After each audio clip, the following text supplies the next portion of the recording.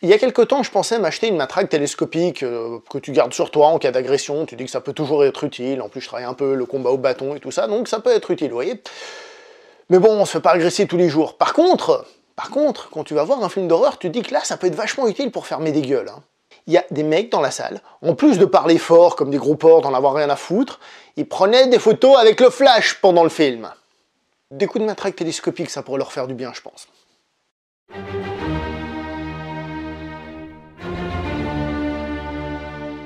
Bonjour à vous les cinéphiles et bienvenue pour cette nouvelle critique en post-projection. Il va être aujourd'hui question du film Child's Play, la poupée du mal, le reboot de la célèbre saga Chucky. Je dis célèbre, c'est un peu ironique parce que personnellement je n'ai vu que le premier il y a longtemps et je suis même pas sûr de l'avoir vu en entier, enfin bref. Donc en gros je suis un inculte de cette saga, mais Chucky, qu'on le veuille ou non, ça reste quand même un personnage relativement culte du monde de l'horreur, un de ces monstres qui est resté dans la pensée collective. Le film est réalisé par le norvégien Lars Klevberg. Nous avons dans les rôles principaux Aubrey Plaza qui fait la maman, Gabriel Bateman qui fait donc le personnage principal, Andy le gamin, lui je vais le dire mais c'est juste en fait parce que je sais pas comment ça se prononce et je trouve que ça fait une sorte de jeu de mots en français. On a Brian Thierry Henry, on a Tyree Henry dans le rôle du flic, et en version originale, pas en VFLS, on a Mark Luke Skywalker Hamill qui fait le rôle de Chucky, c'est lui qui fait la voix de Chucky, et comme on l'a vu entre autres sur le Joker dans la série animée Batman, et il peut être pas mal dans ce genre de truc. La note que je vais donner à ce film, c'est difficile, il y a des grosses lacunes, des erreurs énormissimes, des trucs assez gros. Mais à la fin, je suis sorti du film en me disant que j'ai plutôt apprécié, peut-être parce que j'ai plus apprécié la fin, et aussi qu'il y a des idées. Donc c'est un peu difficile. Il y a des moments où je me dis que je vais lui donner un 5, qui pour moi est une mauvaise note, des fois je me suis dit que je vais lui donner un 6, histoire d'être un peu plus... Écoutez, alors on va faire ça, je vais lui donner un 6 sur 10, voilà, 6 sur 10, il y a des grosses lacunes, et il y a des trucs un peu mieux. Alors d'abord, je voudrais parler avec vous des acteurs. Il faut bien faire la différence entre ce qu'ils font, c'est-à-dire ce qu'on leur demande de faire, et ce qu'ils le font bien, et les personnages, si les personnages nous plaisent ou nous plaisent pas. Les acteurs, honnêtement, je pense que par rapport à ce qu'on leur demande de faire, ils s'en sortent très bien. Le personnage principal, le gamin, Gabriel Bateman, moi je trouve qu'il est très bon, je trouve qu'il a une bonne gueule, ça passe très bien, voilà. Après, comme je l'ai dit, on va revenir sur les personnages, mais ça c'est un tout petit peu après. Un petit mot sur Mark Hamill et sa voix. Alors, c'est une bonne idée d'avoir pris Mark Hamill pour faire justement la voix de Chucky. Le petit souci peut-être, c'est qu'il a une voix un petit peu trop adulte et qui colle pas forcément à la poupée en tant que telle. Mais bon, voilà, à part ça, c'est bien. Pas vraiment un acteur, mais on va parler de la poupée de Chucky telle qu'elle est à l'écran. Est-ce qu'elle est réussie? Est-ce que c'est bien intégré? Honnêtement, c'est magnifique. Alors je pense qu'il y a un peu d'effets spéciaux, par là je vais dire un peu de trucs par ordinateur, beaucoup de mécanique et de choses comme ça. Mais visuellement, la poupée, elle est sensationnelle à l'écran, ça passe nickel. Il y a à aucun moment tu te dis qu'elle est pas vraiment dans la salle, etc. Enfin, je sais pas exactement toutes les techniques qu'ils ont utilisées, mais il n'y a pas grand-chose à critiquer à ce niveau-là. C'est très bien, franchement. Le travail de mise en scène. Il n'y a pas grand chose à dire dessus parce qu'il n'est pas oufissime. Alors je vais déjà dire un petit détail, il y a du gore dans le film, hein. Quand il y a des meurtres, il n'y en a pas tant que ça, mais quand il y a des meurtres, il y a du gore, ça y va, il y a des jets de sang pas mal même, hein, ça c'est cool. C'est du gore fun, je reviendrai là-dessus sans doute après. Encore une fois, c'est du gore qui est là pour être sympathique, pour passer un bon moment hélas, plutôt que vraiment réussir à nous terrifier, vraiment réussir à créer quelque chose de malsain. Je trouve que c'est du gore assez drôle. Par exemple, au bout d'un moment, il y en a un, il se fait tuer, c'est gore, et hop, on voit que les cheveux ils s'envolent hop, et ils tombent sur une petite statue, et donc ça fait un scalp. Donc on a une blague dans l'horreur, vous voyez ce que je veux dire? Donc là on part déjà presque dans le scénario, mais ce que je veux dire par là c'est oui il y a du gore, c'est une bonne chose, c'est un parti pris de mise en scène que j'aime bien, mais ce n'est pas un gore qui va nous faire ressentir le côté film d'horreur du film. Il y a un travail des lumières que j'ai trouvé plutôt intéressant à des moments, même si la manière dont ces lumières sont amenées sont parfois un petit peu bizarres. Par exemple, il y a un personnage qui se fait tuer à un moment donné, il a des guirlandes électriques près de lui, j'essaie de rester vague, près de lui, et on t'explique stupidement comment on fait pour qu'il ait ces trucs allumés tout près de lui, tu vois.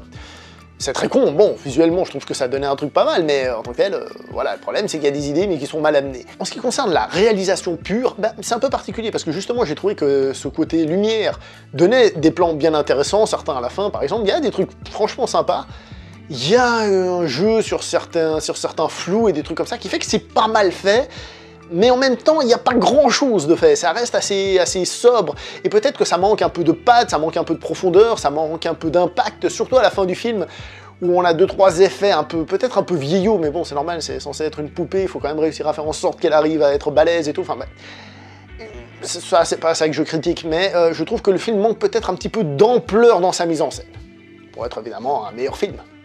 À part ça, la mise en scène du film en elle-même, bon, elle est pas mal, hein, mais elle est pas oufissime. Je trouve que ça manque d'une patte, il manque vraiment quelque chose de marquant pour que ça devienne autre chose. Mais c'est pas mauvais, c'est juste, voilà, un peu quelconque j'ai trouvé. Surtout que, et pour revenir à l'horreur, le film fait l'erreur numéro 1 de tous les films d'horreur, faire des jumpscares, des screamers, des faux jumpscares, des vrais, je m'en fous, mais des faux, et il y en a plein, il y en a plein, il y en a plein, il y en a plein. La scène de la commande des pizzas, je crois que j'ai jamais vu une scène aussi ridicule de ma vie. Je veux dire, le gamin se fait surprendre par ses parents, en fait on voulait manger de la pizza, et pour essayer de donner un côté malsain à la scène, t'as la mère qui doit forcément parler de manière chelou. Elle doit le regarder comme ça, genre, pizza. T'es là, tu fais, mais c'est quoi cette scène de merde? Mon Dieu, qu'est-ce que c'est horrible! Alors oui, bon, il y a un autre truc dans la scène qui fait que c'est un peu lié, mais quand tu vois ça, tu te dis, mon Dieu, ça aurait pu mieux faire quand même, hein. Au niveau du scénario, il y a des choses intéressantes. Bon, alors d'abord, c'est un reboot de la saga Chucky, ils ont décidé de refaire les origines. Cette fois-ci, on n'a pas le tueur qui se met dans une poupée, hein, qui met son esprit dans une poupée, on a quelque chose d'un peu plus terre-à-terre, on quitte le côté fantastique pour aller vers quelque chose de plus science-fiction. Quoique, au début du film, il faut quand même être capable d'accepter cette science-fiction, parce que c'est quand même un petit peu abusé, hein, je veux dire, le jouet, il peut tout faire, tu vois d'entrée de jeu que le jouet, il va contrôler ta vie, hein. Tu dis que c'est un petit peu gros. Mais en fait, il y a une qualité là-dedans, c'est qu'en fait, le film est très critique là-dessus. Au début, le gamin, il est avec son téléphone portable, un peu comme son seul ami, et après, justement, il reçoit cette poupée. Donc, en fait, il y a une critique, d'une certaine manière, de la consommation et de l'attachement aux choses électroniques, aux choses desquelles on n'arrive plus à vivre sans. Donc, il y a ce côté-là qui est critiqué, et ça, j'ai trouvé que c'était pas mal. Indirectement, il y a aussi une critique à tous les objets qui sont hyper connectés, où dès que tu fais quelque chose sur l'un, ça se répercute sur tout le reste de ta vie, bref, que t'es fiché, calculé, emprisonné là-dedans d'une certaine manière. Après, il y a aussi d'autres idées. Par exemple, Chucky n'est pas montré comme un personnage maléfique, ce n'est pas la réincarnation du mal. En fait, c'est une poupée qui a été trafiquée lors de la production. D'ailleurs, la manière dont c'est trafiqué lors de la production, c'est encore une connerie qui sort un peu de nulle part. C'est le problème du scénario, je fais une parenthèse, il y a pas mal de conneries, je les ai plus toutes en tête, mais il y a pas mal de conneries, un peu comme j'ai dit, un peu pour les Lumières, qui sortent de nulle part, on nous les sort vraiment en mode tiens dans ta gueule, voilà. Bref, ce qui est intéressant, c'est que c'est donc un robot qui apprend. Donc en fait, il est libéré de toutes les contraintes et il apprend la vie, il apprend comment ça se passe. Donc c'est très intéressant parce qu'il y a aussi ce côté éducationnel. D'accord? Ce côté éducationnel, je sais pas lequel je dois dire. D'accord? Comment on éduque les personnes, face à quoi on les met? Par exemple, si on regarde un film hyper violent, est-ce qu'on n'est pas en train d'éduquer les enfants à leur dire, voilà, bon, bah ça c'est de la violence, mais c'est de la violence fun, comme j'ai dit, tu vois, c'est pas de la vraie violence, alors qu'en théorie, t'as quand même un mec qui est en train de se faire découper en face de toi. Ouais, en fait, je suis en train de me critiquer là-dedans. Ouais. Donc cet apprentissage robotique, moi, m'a fait penser au film de Neil Blomkamp, Chappie, mais Chappie va quand même beaucoup plus loin dans ce qui est, on va dire, psychologie du robot, c'est un peu particulier ce que je raconte, mais là, ici, il y a quand même ce côté-là, même si on voit déjà venir que ça va partir en couille dès le début, hein, c'est prévu, c'est planifié, et c'est ce qu'on attend. Hein.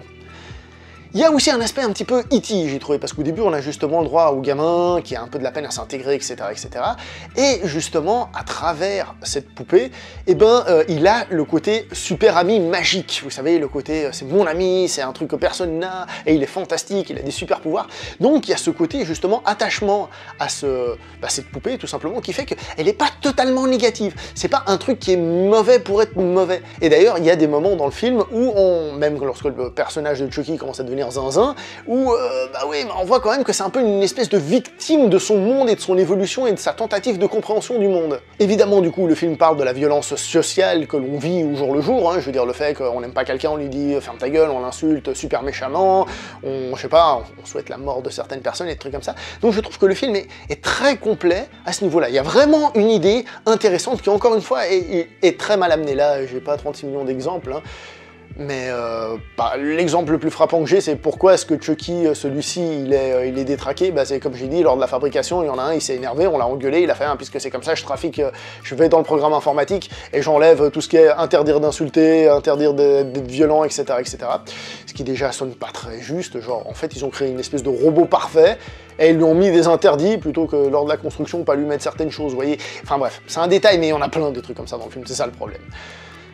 Niveau scénario, il y a aussi d'autres trucs, par exemple, qui sont un peu faciles. Par exemple, le personnage du copain de la mère, C'est juste un connard, c'est juste montré comme un connard, il n'y a aucune subtilité, il n'y a rien du tout. Le rapport entre la mère et le fils, je trouve qu'il fait un petit peu synthétique. On a rarement l'impression vraiment que c'est son fils, quoi, qu'il y a quelque chose entre eux, quoi. Bien que tu vois qu'ils s'aiment, ils se le disent à des moments. Ils sont tellement différents que tu as un peu de la peine à voir la connexion qu'ils ont. Je profite parce que ça m'est repassé par la tête une de ces petites conneries que j'ai dit qui sont dans le scénario qui servent à pas grand chose. On nous présente l'enfant comme étant sourd, ou en tout cas ayant des difficultés à entendre, il a un appareil. Le problème, c'est que c'est jamais exploité, même quand on le lui enlève, quand on le lui jette pour l'insulter ou je sais pas quoi, il entend tout ce qui se dit autour. Donc j'ai pas compris à quoi ça servait. Vous voyez, il y a pas mal de trucs comme ça dans le scénario, il y en a plein même, qui m'ont un petit peu gâché. Je reviens vite fait sur les personnages, j'ai dit que les acteurs faisaient bien ce qu'on leur demandait de faire. Le problème, c'est qu'ils font des personnages la plupart comiques, à part Andy, le personnage principal. La mère, elle fait un personnage un peu taré, un peu fofolle, comme ça m'a pas spécialement dérangé, mais on est dans un film d'horreur. Le personnage du flic, c'est pareil, il fait un personnage qui est plus comique qu'autre chose, alors qu'il a une grosse phase dramatique à un moment donné, tu vois. Ce qui m'amène à un autre sujet du film. L'humour du film. Le film est en fait très drôle. J'ai pas mal rigolé. Alors, j'ai dit que je connaissais pas la saga de Chucky, j'entends dire que la saga de Chucky s'est peu à peu convertie en comédie avec du second degré, parce que justement, une poupée qui tue des gens, c'était pas ce qu'il y a de plus foufou comme ça. Là, dans le film, le problème c'est que parfois, on rigole avec le film, et parfois, on rigole du film. Dans la salle, ça rigolait pas mal, mais c'est difficile de savoir si c'était parfois des rires de tension ou des rires de personnes qui rigolaient avec le film. Très honnêtement, j'ai pas senti beaucoup de tension. À un moment donné, au début, il y en a une qui a fait sur un jumpscare, mais après, j'ai rien entendu d'autre. Donc j'ai plutôt eu l'impression que les rires tendus sont devenus des rires de, justement, d'échange. Et c'est un peu le problème, c'est qu'on rigole à des moments où il y a de l'humour, mais on rigole aussi à des moments où il n'est pas censé avoir de l'humour. Et je reviens sur l'horreur ne fonctionne pas du tout. Même les vrais jumpscares sont quelconque. Il y en a un qui m'a surpris, c'était à un moment donné, j'allais dire vous quand ça se passait, mais si je vous dis quand, je gâche la scène.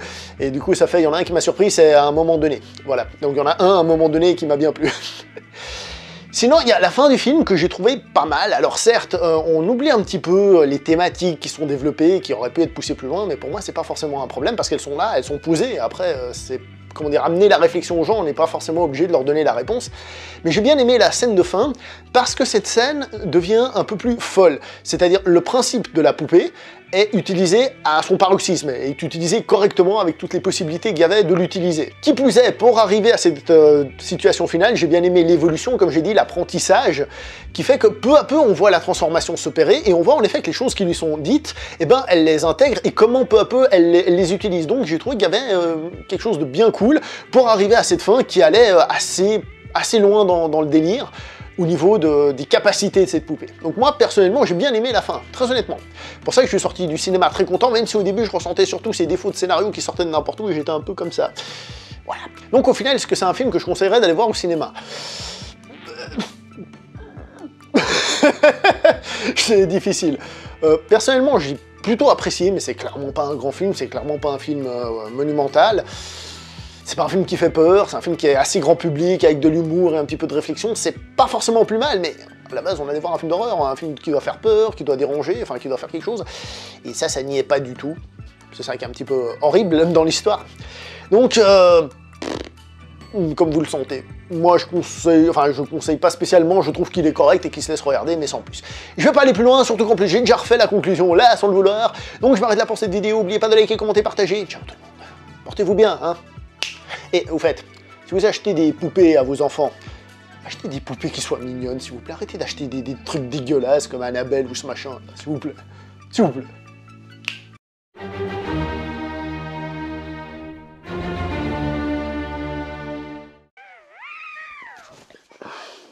Voilà, je suis pas sûr que ça rentre réellement en connotation par rapport à ce que dénonce le film, justement, faire attention à ce qu'on dit, à la violence et tout ça, mais en fait, si c'est pour tuer des cons dans les salles de cinéma, vas-y Chucky.